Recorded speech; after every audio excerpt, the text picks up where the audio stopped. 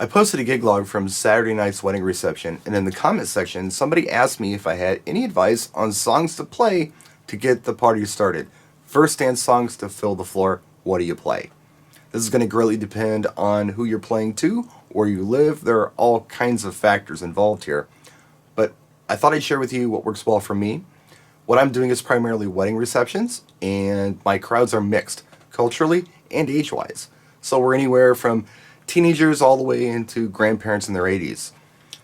Typically, at my events, there's a lot of stop and go at first. So you have dinner, toasts, prayers, all that stuff. And sometimes you even have a dance before dinner, like a first dance. Regardless, when it's finally time for open dancing, all that stuff is over with. Usually there's some kind of traditional song happening, be it a father-daughter dance or a mother-son, or maybe just the first dance. So during these traditional dances, what's happening is the audience is just watching. They're not really involved yet. So what I want to do is get them involved as soon as possible. What I do is I play a slow song that everyone knows. The teenagers all the way through grandma and grandpa. Something familiar and nice that people just know. At a wedding reception, a couple things are happening. There are a lot of couples there, be it significant others or spouses or whatever the case might be. It's almost rude not to bring your partner onto the dance floor for the first slow song at a wedding reception. So the ball's in your court. You could fill that floor with a slow song right off the bat for open dancing. That's how I do it. It works very well.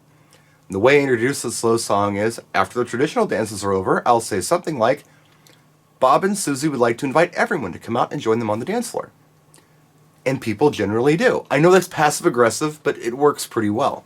Now's the challenge. You have to follow that up with something that grandma's going to dig and the teenagers are going to dig. And that's hard to do, I know. You've got to know your crowd to do this. It's so important. Sometimes it all hangs in the next song. If you play the wrong thing, the wedding could turn in a completely different direction. If you play a wrong song at any time in the evening, somebody could all of a sudden kind of wake up out of the trance they've been in from having so much fun and say, wow, it's 10 o'clock. If we leave now, we can send the babysitter home early and save 20 bucks. Or whatever the case might be. The key is to keep them there as long as possible. So that's the goal. You keep them out there as long as you can. You pay attention to who's out there for that slow song too.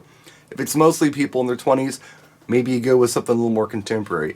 If it's mostly Generation X or perhaps baby boomers, perhaps you go with 80s or 90s or Motown or who knows what. You just kind of look at your audience and you try to make those generalizations and make the best choice possible. And you keep doing this throughout the evening. Now, if your floor starts to die no matter what you do, and it happens, especially early in the evening, like within the first 15-20 minutes, sometimes I need to go back into a familiar slow song. And most of the time, that really works. I pull a lot of people out. And then you can start all over again. You've got the crowd on the dance floor. Now you get to keep them there. That's always the challenge. And that's your job as the DJ.